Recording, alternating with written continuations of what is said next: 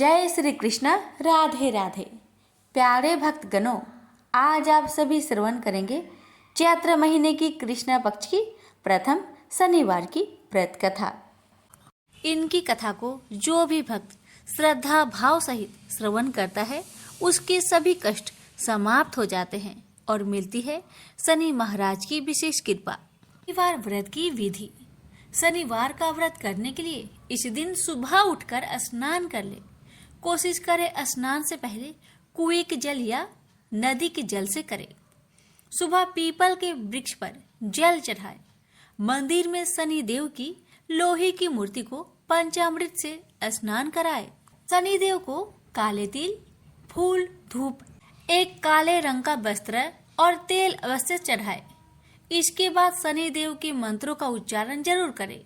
अंत में पीपल के पेड़ की 7 बार परिक्रमा अवश्य करे। शनि भगवान की पूजा के बाद किसी गरीब को भोजन कराए और दक्षिणा देकर विदा करे। शाम के समय व्रत का पारण करे। शनिवार व्रत का पारण काली उड़द की दाल और खिचड़ी से करनी चाहिए। इसी तरह ये व्रत 7 शनिवार तक करे। इसी तरह से आप कुल 7 शनिवार तक शनि देव की आराधना करें। 7 शनिवार व्रत रखे और पूजा अर्चना करे। शनि देव आपके सभी दुख हर लेंगे। शनि देव को प्रसन्न करने के लिए लोग शनि देव की उपासना करते हैं और पूरे विधि विधान से पूजा पाठ करते हैं। शनि दोष से मुक्ति पाने के लिए शनिवार का व्रत करना बेहद लाभकारी माना गया है। माना गया है कि शनिवार का व्रत रखने से शनि की 7.5 और ढैयों के कष्टों से मुक्ति मिलती है। इसलिए प्यारे भक्तगणों, अगर आप शनिवार का व्रत करते हैं तो कथा को अनिवार्य रूप से पूरा अवश्य सुनेगा। आप पर शनि महाराज की कृपा अवश्य होगी। प्रेम से बोलिए शनि महाराज की जय। हे शनि महाराज, मैं आपकी व्रत कथा को आपके भक्तों को सुना रही हूँ। अगर हमसे कोई गलती हो हमें क्षमा करना और अपनी सभी भक्तों की सभी मनोकामना को पूर्ण करना। प्रेम से बोलिए शनि महाराज की जय। एक समय स्वर्ग लोक में सबसे बड़ा कौन, ये प्रश्नों को लेकर नवग्रहों में वाद विवाद हो गया। विवाद इतना बढ़ा कि परस्पर भयंकर युद्ध की स्थिति बन गई। निर्णय के लिए सभी देवता देवराज इंद्र के पास पहुंचे और बोले, हे देवराज, आपको निर्णय करना होगा कि हम में से सबसे बड़ा कौन है। देवताओं का प्रश्न सुनकर देवराज इंद्र उलझन में पड़ गए। इंद्र बोले, मैं इस प्रश्न का उत्तर देने में असमर्थ हूँ। हम सभी पृथ्वी लोक में उज्जैनी नगरी में राजा विक्रमादित्य के पास चलते हैं। देवराज इंद्र सहित सभी ग्रह यानी कि सभी देवता उज्जैनी नगरी पहुंचे। महल में पहुंचकर जब देवताओं ने उनसे अपना प्रश्न पूछा तो राजा विक्रमादित्य भी कुछ देर के लिए परेशान हो उठे, क्योंकि सभी देवता अपनी अपनी शक्तियों के कारण महान थे। किसी को भी छोटा बताना या बड़ा कह देना उनके क्रोध के प्रकोप से भयंकर हानि पहुंच सकती थी। अचानक राजा विक्रमादित्य को एक उपाय सूझा और उन्होंने विभिन्न धातुओं जैसे स्वर्ण, रजत, कांसा, ताम्र, शीशा, रांगा, जस्ता, अब्रक व लोहे के 9 आसन बनवाए। धातुओं के गुण के अनुसार सभी आसनों को एक दूसरे के पीछे रखकर उन्होंने देवताओं को अपने अपने सिंहासन पर बैठने को कहा। देवताओं के बैठने के बाद राजा विक्रमादित्य ने कहा, आपका निर्णय तो स्वयं हो गया। जो सबसे पहले सिंहासन पर विराजमान है वही सबसे बड़ा है। राजा विक्रमादित्य के निर्णय को सुनकर शनि देवता ने सबसे पीछे आसन पर बैठने के कारण अपने को छोटा जानकर क्रोधित होकर कहने लगे, राजा विक्रमादित्य, तुमने मुझे सबसे पीछे बैठाकर मेरा अपमान किया है। तुम मेरी शक्तियों से परिचित नहीं हो। मैं तुम्हारा सर्वनाश कर दूंगा। शनि ने कहा, सूर्य एक राशि पर 1 महीने, चंद्रमा 2.25 दिन, मंगल 1.5 महीने, बुध और शुक्र 1 महीने, बृहस्पति 13 महीने रहते हैं। लेकिन मैं किसी राशि पर 7.5 वर्ष तक रहता हूँ। बड़े बड़े देवताओं को मैंने अपने प्रकोप से पीड़ित किया है। राम को 7.5 के कारण ही वन में जाकर रहना पड़ा और रावण को 7.5 के कारण ही युद्ध में मृत्यु का शिकार बनना पड़ा। राजा, अब तू भी मेरे प्रकोप से नहीं बच सकता। इसके बाद अनेक ग्रहों के देवता तो प्रसन्नता के साथ चले गए, परंतु शनि भगवान बड़े क्रोध के साथ वहां से विदा हुए। राजा विक्रमादित्य पहले की तरह ही न्याय करते रहे। उनके राज्य में सभी स्त्री पुरुष बहुत आनंद से जीवन यापन कर रहे थे। कुछ दिन ऐसे ही बीत गए। उधर शनि देवता अपने अपमान को भूल नहीं पाए थे। विक्रमादित्य से बदला लेने के लिए एक दिन शनि भगवान ने घोड़े के व्यापारी का रूप धारण किया और बहुत से घोड़ों के साथ उज्जैनी नगरी पहुंचे। राजा विक्रमादित्य ने राज्य में किसी घोड़े के व्यापारी की आने का समाचार सुना तो अपने अश्वपाल को कुछ घोड़े खरीदने के लिए भेजा। घोड़े बहुत कीमती थे। अश्वपाल ने जब वापस लौटकर इस संबंध में बताया तो राजा विक्रमादित्य ने स्वयं आकर एक सुंदर व शक्तिशाली घोड़े को पसंद किया। घोड़े की चाल देखने के लिए राजा उस घोड़े पर सवार हुए तो वह घोड़ा बिजली की गति से दौड़ पड़ा। तेजी से दौड़ता घोड़ा राजा को दूर एक जंगल में ले गया और फिर राजा को वहां गिराकर जंगल में कहीं गायब हो गया। राजा अपने नगर को लौटने के लिए जंगल में भटकने लगा, लेकिन उन्हें लौटने का कोई रास्ता नहीं मिला। राजा को भूख प्यास लगाई। बहुत घूमने पर उसे एक चरवाहा मिला। राजा ने उससे पानी मांगा। पानी पीकर राजा ने उस चरवाहे को अपनी अंगूठी दे दी। फिर उससे रास्ता पूछकर वह जंगल से निकलकर पास के नगर में पहुंचा। राजा ने एक सेठ की दुकान पर बैठकर कुछ देर आराम किया। उस सेठ ने राजा से बातचीत की तो राजा ने उसे बताया कि मैं उज्जैनी नगरी से आया हूँ। राजा के कुछ देर दुकान पर बैठने से सेठ जी की बहुत बिक्री हुई। सेठ ने राजा को बहुत भाग्यवान समझा और खुश होकर उसे अपने घर भोजन के लिए ले गया। सेठ के घर में सोने का एक हार खूंटी पर लटका हुआ था। राजा को उस कमरे में छोड़कर सेठ कुछ देर के लिए बाहर गया। तभी एक आश्चर्यजनक घटना घटी। राजा को देखते ही देखते सोने के उस हार को खूंटी ने निकल गई। सेठ ने कमरे में लौटकर हार को गायब देखा तो चोरी का संदेह राजा पर किया, क्योंकि उस कमरे में राजा ही अकेले बैठा था। सेठ ने अपने नौकरों से कहा कि इस परदेसी को रस्सियों से बांधकर नगर के राजा के पास ले चलो। राजा ने विक्रमादित्य से हार के बारे में पूछा तो उन्होंने बताया कि मेरे आंखों के ही सामने खूंटी ने उस हार को निगल लिया था। विक्रमादित्य की बात को सुनकर राजा बहुत क्रोध से भर गए। उन्हें लगा विक्रमादित्य झूठ कह रहे हैं, इसलिए राजा ने क्रोधित होकर चोरी करने के अपराध में विक्रमादित्य के हाथ पांव काटने की आदेश दे दिया। राजा विक्रमादित्य के हाथ पांव काटकर उसे नगर के सड़क पर छोड़ दिया गया। कुछ दिन बाद एक तेली उसे उठाकर अपने घर ले गया और उसे अपने कोल्हू पर बैठा दिया। राजा आवाज देकर बैलों को हाँकता रहता। इस तरह तेली का बैल चलता रहा और राजा को भोजन मिलता रहा। शनि देव के प्रकोप के साधे साथी पूरी होने पर वर्षा ऋतु प्रारंभ हुई। राजा विक्रमादित्य एक रात मेघ मल्हार गा रहे थे कि तभी नगर के राजा की लड़की राजकुमारी मोहिनी रथ पर सवार उस तेली के घर के पास से गुजर रही थी। उसने मेघ मल्हार सुना तो उसे बहुत अच्छा लगा और दासी को भेजकर गाने वाले को बुला लाने को कहा। दासी ने लौटकर राजकुमारी को अपंग राजा के बारे में सब कुछ बता दिया। राजकुमारी उसके मेघ मल्हार से बहुत मोहित हुई थी, अतः उसने सब कुछ जानकर भी अपंग राजा से विवाह करने का निश्चय कर लिया। राजकुमारी ने अपने माता पिता से जब यह बात कही तो वे हैरान रह गए। रानी ने मोहिनी को समझाया, बेटी तेरे भाग्य में तो किसी राजा की रानी होना लिखा है, फिर तू उस अपंग से विवाह करके अपने पाँव पर कुल्हाड़ी क्यों मार रही हो? राजकुमारी ने अपनी जिद्दी नहीं छोड़ी। अपनी जिद्दी पूरी करने के लिए उसने भोजन करना तक छोड़ दिया और प्राण त्याग देने का निश्चय कर लिया। आखिर राजा रानी को विवश होकर अपंग विक्रमादित्य से राजकुमारी का विवाह करना पड़ा। विवाह के बाद राजा विक्रमादित्य और राजकुमारी तेली के घर रहने लगे। उसी रात सपने में शनि भगवान ने राजा से कहा, राजा, तुमने मेरा प्रकोप देख लिया। मैंने तुम्हें अपने अपमान का दंड दिया है। राजा ने शनि भगवान से हाथ जोड़कर क्षमा प्रार्थना की कि हे भगवान, आपने जितना दुख मुझे दिया अन्य किसी को ना देना। शनि भगवान ने कुछ सोचकर कहा, राजा, मैं तुम्हारी प्रार्थना स्वीकार करता हूँ।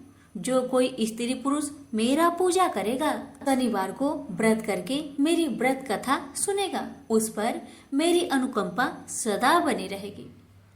प्रातःकाल राजा विक्रमादित्य की नींद खुली तो उसने अपने हाथ पांव देखकर राजा को बहुत खुशी हुई।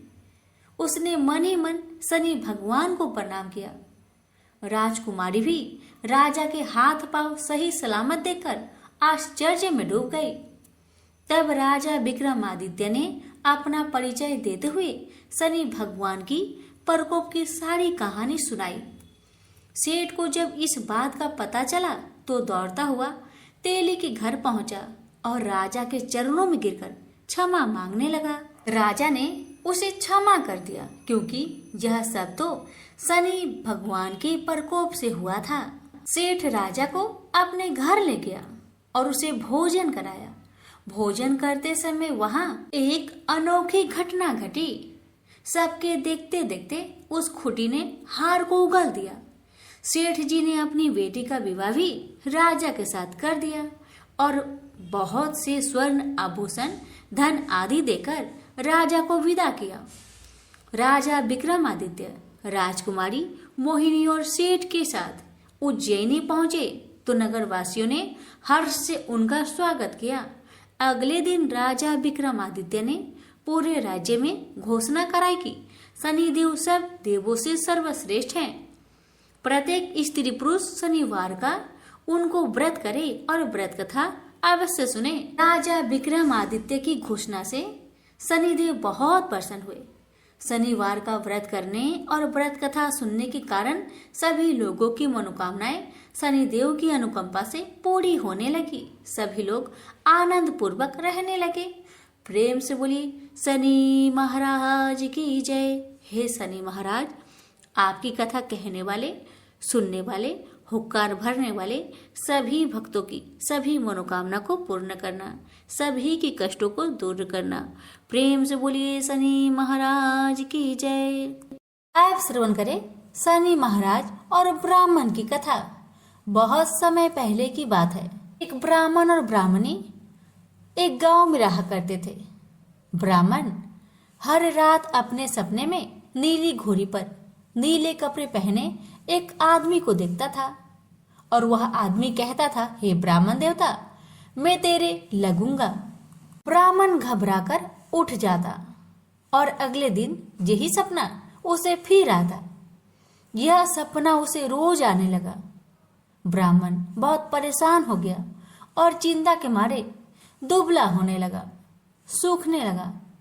तो एक दिन उसकी पत्नी ने उससे कारण पूछा, हे ब्राह्मण देवता, आपको मैं इतनी अच्छी अच्छी भोजन पकाकर देती हूँ, फिर भी क्या कारण है कि आप दुबले होते जा रहे हैं? तो ब्राह्मण ने अपनी सपने की सारी बात पत्नी को बताया।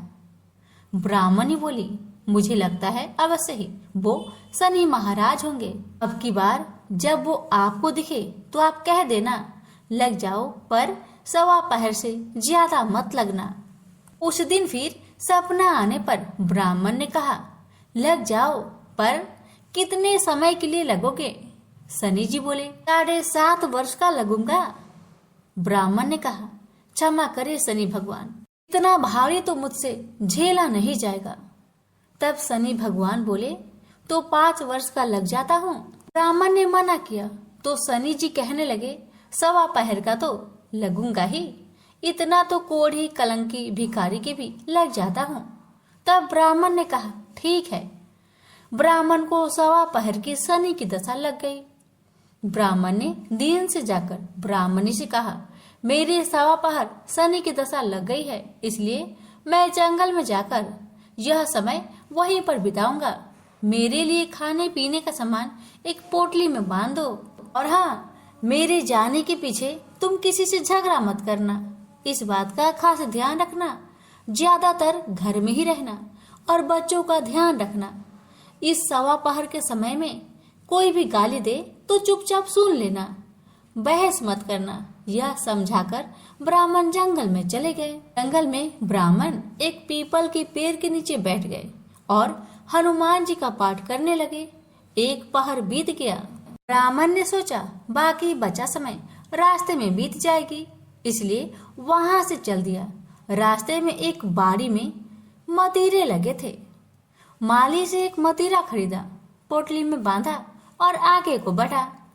आगे एक आदमी मिला जो असल में कोई और नहीं, भगवान शनि महाराज थे। ब्राह्मण से पूछा कि पोतली में क्या है? तब उसने कहा, मतीरा है। तब शनि भगवान बोले, दिखाओ। ब्राह्मण ने पोटली खोली, उसमें वह मतीरा राजकुमार का कटा हुआ खून से लथपथ सिर दिखाई दिया। तो शनि भगवान ब्राह्मण को राजा के पास ले गए और कहा कि इस ब्राह्मण ने राजकुमार की हत्या कर दी है, इसके पास पोटली में राजकुमार का सिर है। राजा ने कहा, मैं यह नहीं देख सकता, इस ब्राह्मण को सूली पर चढ़ा दो। राजा के यहाँ हाहाकार मच गया। ब्राह्मण को सूली चढ़ाने से पहले पूछा गया कि तुम्हारी कोई आखिरी इच्छा हो तो बताओ। ब्राह्मण ने सोचा किसी तरह 1.15 पूरा बस हो जाए। ब्राह्मण ने सोच समझकर कहा। उसने कहा कि वह रोज बालाजी का कथा सुनता है, मरने से पहले अंतिम बार बालाजी का कथा सुनना चाहता है। ब्राह्मण को कथा सुनाने का प्रबंध किया गया। कथा कहते कहते 1.15 पूरा हो गया। शनि की दशा टलते ही राजकुमार शिकार खेल कर लौटा हुआ दिखाई दिया। राजकुमार को आता देखकर राजा बहुत खुश हुआ, लेकिन उसे निर्दोष ब्राह्मण की हत्या का दोष लगने का डर सताने लगा। उसने तुरंत घोड़सवार सैनिकों को ब्राह्मण को आदर सहित ले आने के लिए भेजा। ब्राह्मण राज दरबार में आया तो राजा ने क्षमा मांगी और पोटली दिखाने के लिए कहा, तो पोटली खोली तो उसमें मतीरा था। राजा ने इन सब के बारे में पूछा तो ब्राह्मण ने बताया, मुझे 1.15 की शनिचर की दशा लग गई थी, इस कारण यह सब तमाशा हुआ। राजा ने पूछा, यह दशा कैसे टलती है? ब्राह्मण बोला, राजा या सेठ के लगे तो काला हाथी या काला घोड़ा दान करे, गरीब के लगे तो पीपल की पूजा करे और बोले, साचा शनिचर कहिए, जाके पाओ सदा ही पढ़िए। शनि भगवान की कहानी सुने, तिल का तेल और काला उड़द दान करे, काले कुत्ते को तेल से चुपर कर रोटी खिलाए तो शनिचर की दशा उतर जाती है। राजा ने उसे मतीरा वापस दे दिया। घर आकर ब्राह्मण ने मतीरा काटा तो उसमें बीज की जगह हीरे मोती निकले। ब्राह्मणी ने पूछा, यह कहाँ से लाए हैं? आप तो कह रहे थे कि शनिचर की दशा लगी है। ब्राह्मण ने कहा, जब दशा लगी थी तो यह मतीरा राजकुमार का सिर बन गया था। जब शनि की दशा उतरी तो शनि भगवान निहाल कर गए। हे शनि देवता, जैसे ब्राह्मण के शनि की दशा लगी वैसे किसी का ना लगना। बोलिए प्रेम से शनि महाराज की जय। काली 10 महाविद्याओं में प्रथम है। महाभागवत के अनुसार महाकाली ही मुख्य है और उन्हीं के उग्र और सौम्य 2 रूपों में अनेक रूप धारण करने में समर्थ है। विद्यापति भगवान शिव की शक्तियां ये महाविद्याएं अनंत सिद्धियां प्रदान करने में समर्थ है। दार्शनिक दृष्टि से भी काल तत्व की प्रधानता सर्वोपरि है, इसलिए महाकाली या काली ही समस्त विद्याओं की आदि है, अर्थात उनकी विद्या में विभूतियां ही महाविद्याएं हैं। ऐसा लगता है कि महाकाल की प्रियतमा काली ही अपने दक्षिण और वाम रूपों में 10 महाविद्याओं नाम से विख्यात हुई। बृहद नील तंत्र में कहा गया है कि रक्त और कृष्ण भेद से काली ही 2 रूपों में आदि शिष्ट है। कृष्णा का नाम दक्षिणा और रक्त वर्णा का नाम सुंदरी है। माँ काली की व्रत कथा। काली का पुराण में कथा आती है कि एक बार हिमालय पर अवस्थित मतंग मुनि के आश्रम में जाकर देवताओं ने महामाया की स्तुति की। स्तुति से प्रसन्न होकर मतंग वनिता के रूप में भगवती ने शरीर से काले पहाड़ के समान वर्ण वाली एक दिव्य नारी का प्रकट हुआ। उस महातेजस्वी ने स्वयं ही देवताओं की ओर से उत्तर दिया कि ये लोग मेरा ही सतवन कर रहे हैं। वे काजल के समान कृष्णा थी, इसलिए उनका नाम काली पड़ा। दुर्गा सप्तशती के अनुसार एक बार शुभ निशुभ के अत्याचार से व्यतीत होकर देवताओं ने हिमालय पर जाकर देवी सूक्त से देवी की स्तुति की। तब देह से कौशिकी का प्रकट्य हुआ। कौशिकी के अलग होते ही पार्वती का स्वरूप कृष्ण हो गया, जो काली नाम से विख्यात हुआ। माँ काली को नील रूपा होने के कारण तारा भी कहते हैं। नारद 5 रात्र के अनुसार एक बार काली के मन में आया कि वे पुनः गौरी हो जाए। यह सोचकर वे अंदर ध्यान हो गई। शिव जी ने नारद से उनका पता पूछा। नारद जी ने उनसे सेमरू के उत्तर में देवी के प्रत्यक्ष उपस्थित होने की बात कही। शिव जी की प्रेरणा से नारद जी वहां गए। उन्होंने देवी जी से शिव जी के साथ विवाह का प्रस्ताव रखा। प्रस्ताव सुनकर देवी क्रुद्ध हो गई और उनकी देह से एक षोडशी विग्रह प्रकट हुई और उससे छाया विग्रह त्रिपुर भैरवी का प्रकट हुआ। प्रेम से बोलिए महाकाली मैया की जय। अब जानिए महाकाली की उपासना विधि। काली की उपासना में संप्रदायगत भेद है। प्राय 2 रूपों में इनकी उपासना का प्रचलन है। भाव बंधन मोचन में काली की उपासना सर्वोत्कृष्ट कही जाती है। शक्ति साधना के 2 पीठों में काली की उपासना श्याम पीठ पर करने योग्य है। भक्ति मार्ग में तो किसी भी रूप में उन महामाया की उपासना फल प्रदा है, पर सिद्धि के लिए उनकी उपासना वीर भाव से की जाती है। साधना के द्वारा जब अहंता, ममता और भेद बुद्धि का नाश होकर साधक में पूर्ण शिशु तत्व का उदय हो जाता है, तब काली का विग्रह साधक के समक्ष प्रकट हो जाता है। उस समय भगवती काली माता की छवि अवर्णीय होती है। काजल के पहाड़ के समान दिग्वसना मुक्त कुंतला स्वर पर आरूढ़ मुंडल माला धारिणी भगवती काली का प्रत्यक्ष दर्शन साधक को कृतार्थ कर देता है। तांत्रिक मार्ग में यद्यपि काली माता की उपासना दीक्षा गम्य है, तथापि अनन्य शरणागति के द्वारा उनकी कृपा किसी को भी प्राप्त हो सकती है। मूर्ति मंत्र अथवा गुरु द्वारा उपदिष्ट किसी भी आधार पर भक्ति भाव से मंत्र जाप, पूजा, होम और पुरस्चरण करने से भगवती काली प्रसन्न हो जाती है।